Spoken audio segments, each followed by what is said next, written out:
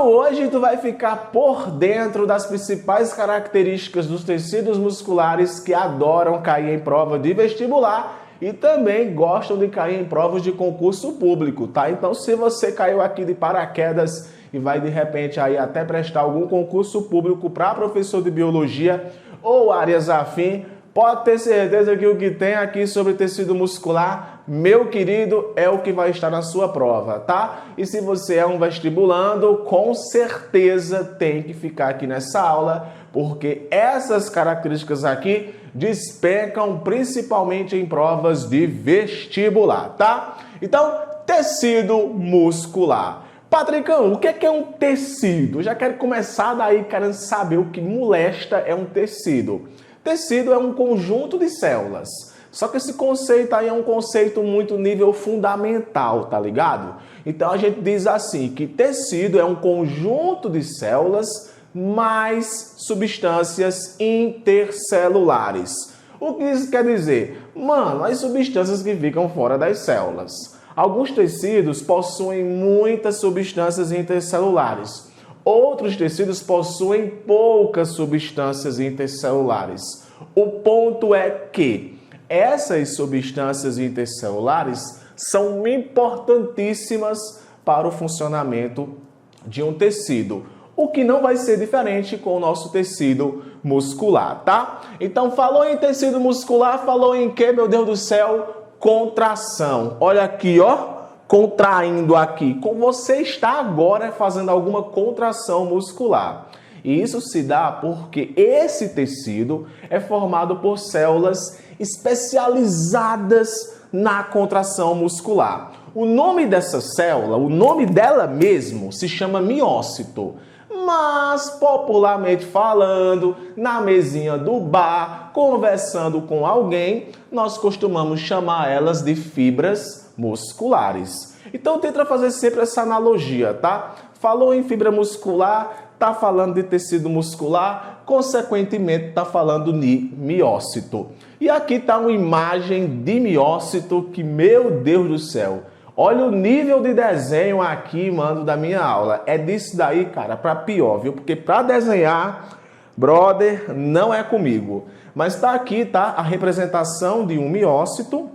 E o miócito é uma célula eucarionte, né? Afinal, os animais possuem células eucariontes, você possui células eucariontes e já sabe que a célula eucarionte possui 3 partes fundamentais: membrana, citoplasma e núcleo. Porém, o tecido muscular, os miócitos, né, que formam o tecido muscular, têm as suas especialidades. Assim também como as outras células, tá? Ó, e aqui para nós, olha, pelo amor de Deus, se você acha que toda célula do seu corpo possui só um núcleo, você está enganado, tá? Seu corpo possui células que têm mais de um núcleo, possui células que não têm núcleo, que perdem o núcleo para poder executar sua função, que é o caso das hemácias.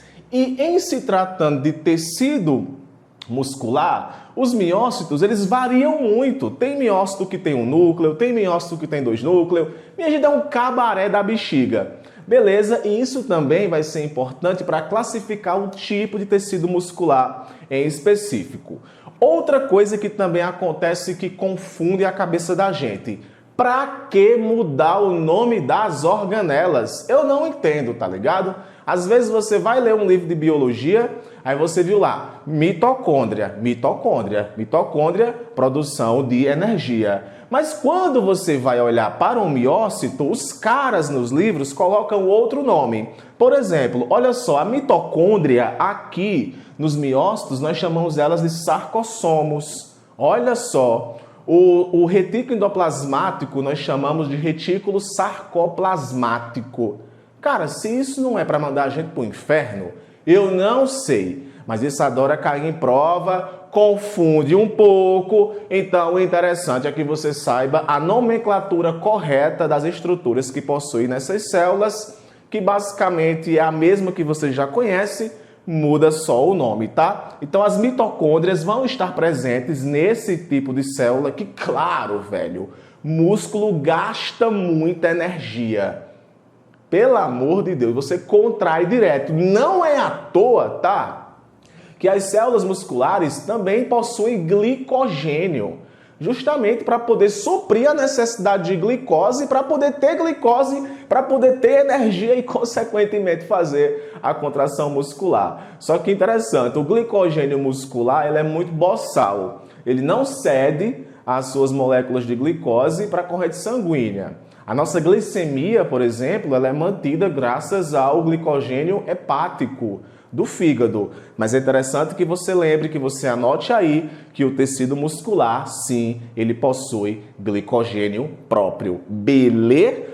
Patrick, e se, por exemplo, faltar aí oxigênio aqui nesse negócio, como é que vai produzir muito ATP dentro dessas organelas aqui, como o sarcoplasma, o sarcossoma, ou melhor? Cara, se faltou oxigênio nessas células, com certeza vai ter que produzir energia de alguma forma. Aí vai fazer a fermentação lática, que também é uma característica do tecido muscular. É um tecido que pode fazer fermentação lática. E antes que você venha imaginar que é só essas células que podem fazer fermentação, você está muito enganado, tá? Hemácias também fazem fermentação lática, tá? Então tá aqui. E as estruturas basicamente são as mesmas, tá? A membrana plasmática, nós chamamos ela de plasmalema. Diabo de nome feio da... Não, ó, gente, tá na minha aula, tá ligado? Que a minha aula aqui é desbocada. Ó, o nome, plasmalema, vai possuir núcleo, tá? O núcleo vai conter o seu material genético dentro dele. O núcleo vai ser chamado de cariosarco. Meu Deus do céu. Vai chamar de cariosarco, tá? Mas tem uma coisa bem importante dentro dessas células.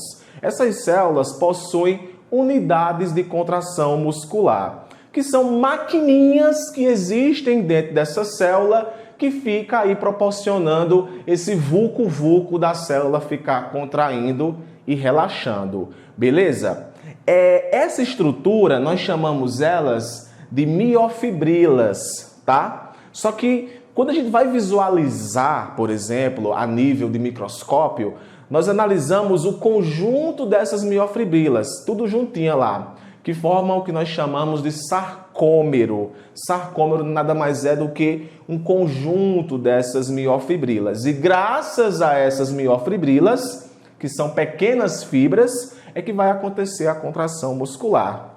Simples assim, né? Docinho de coco, cara. Docinho de coco.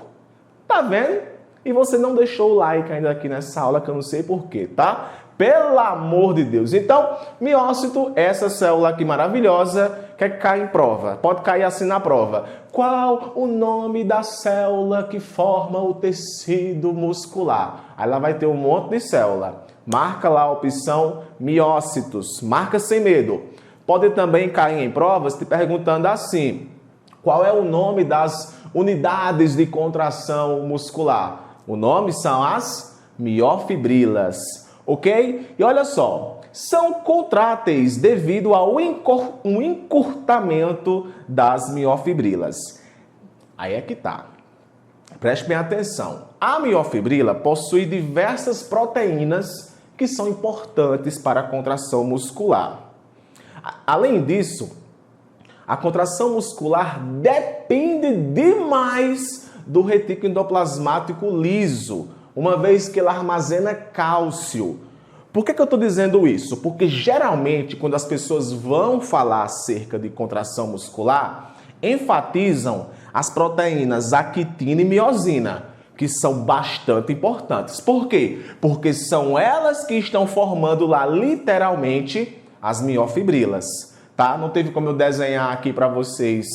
E também o intuito da aula não é falar sobre contração muscular, mas depois dá um Google aí, tu vai ver que a miofibrila, ela tem aí as bandazinhas de actina e as bandazinhas de miosina, que se deslizam. Só que se você enxergar assim, você vai achar que só essas proteínas aí são importantes para que aconteça a contração muscular. E não é. Para poder acontecer contração muscular, tem que ter transmissão de impulso nervoso, liberação de íons de cálcio a partir do retículo endoplasmático liso, para poder proporcionar aí um paranauê danado que sai uma proteína de um canto, vai para outra, para poder acontecer o deslizamento da actina e da miosina, para poder proporcionar a contração muscular. Mas são duas proteínas importantíssimas, a actina e a miosina, e que se de repente você encontrar isso em alguma prova, já associa a contração muscular.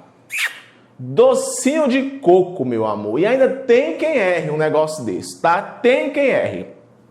E aqui tá a tabela matadora, que é aquela tabela, velho, que em opções você pode encontrar falando sobre esses três tecidos, você pode encontrar no enunciado, mas geralmente quando a gente vai falar sobre esse tecido, 3 deles são os que existem.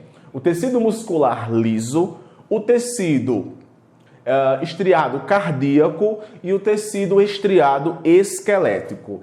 Essa estria, gente, é a organização lá das miofibrilas, tá? Basicamente é isso, tá? Ok? E algumas características são marcantes ao que compete cada um desses tecidos. A movimentação, o formato, o envoltório, a quantidade de núcleos. Eu já vi questões colocando em opções aí alterações na quantidade de núcleo. A contração, que é a parte mais fácil, é o que menos cai, porque é muito fácil você lá na hora da prova. Basta você raciocinar que você vai ver porque no seu corpo, afinal. E o tipo de movimento que também envolve aqui sistema circulatório, tá? Que pode cair aí uma questão envolvendo tecido muscular junto com o sistema circulatório. Então veja bem, o tecido muscular liso, ele não vai ter uma organização aí de suas estrias, ok? A sua movimentação, ela é involuntária, ou seja, ela se move por conta própria. E tem o tipo de movimentação que é bem conhecida, que no caso é o peristaltismo. Coloquei aqui por último, mas já faço a associação. Movimentação involuntária. O nome do movimento, peristaltismo, movimentos peristálticos, que é quando, por exemplo, você come, aí o pessoal só cita esse exemplo, né? Tem diversos outros exemplos, o pessoal só cita esse exemplo. Quando você come, aquela movimentação do bolo alimentar da boca até o estômago que vai por dentro do seu esôfago, então ali vai acontecendo contrações musculares muito fortes para poder o alimento chegar lá. O nome dessa movimentação, chega lá onde, Patrick? Chegar no seu estômago. O nome dessa movimentação é chamada nada mais nada menos do que peristaltismo, ok? Então já expliquei aqui. Essa contração, ela é lenta, então lentamente ela ocorre. Mesmo você vendo a nível de esôfago, ela vai descendo devagarzinho, tal, o alimento vai descendo. Só que tem, claro, diversos tipos de tecido muscular liso que se movimentam lentamente, tá? O formato dessa célula varia, tá? Varia. Não é à toa que, se fosse para nível superior, por exemplo, dizer que toda célula é cônica, formato cônico, não. Vai variar, mas geralmente o formato é cônico desse tipo de tecido, tá? Muscular liso. O envoltório nós chamamos de túnica advêntica e aqui vem a cerejinha do bolo, viu? Cerejinha do bolo. Número de núcleos, 1. São células mononucleadas. Mono, 1. Nucleadas, núcleo. Então são células mononucleadas. Facinho demais, não é? Com relação ao tecido muscular cardíaco ou tecido muscular estriado cardíaco, a gente também tem aqui coisas que você já sabe. A movimentação dele é involuntária. Não tem, se seu coração parar de bater, você morre. Então ele está agora aí batendo. E isso acontece de forma involuntária. Essa movimentação do coração, os batimentos do coração, nós chamamos de sístole e diástole. Sístole é a contração e a diástole é o relaxamento. Então eu tenho sístole, diástole, sístole, diástole, sístole, diástole. E fica nisso daí até você um dia morrer. Beleza? Então, movimentação, sístole e diástole. Um detalhe importantíssimo aqui, olha só. A quantidade de núcleos, ok? A quantidade de núcleos do tecido muscular cardíaco também é de 1. Também são células mononucleadas. Olha que interessante, tá? Células também mononucleadas. Porém, diferentemente aqui do liso, que a contração ela é lenta, aqui no cardíaco ela é forte e rápida. Você vê aí seu coração, né? Você sente a contração muscular do seu coração. E tem aqui um envoltório que é muito conhecido, que envolve o coração, que é o pericárdio.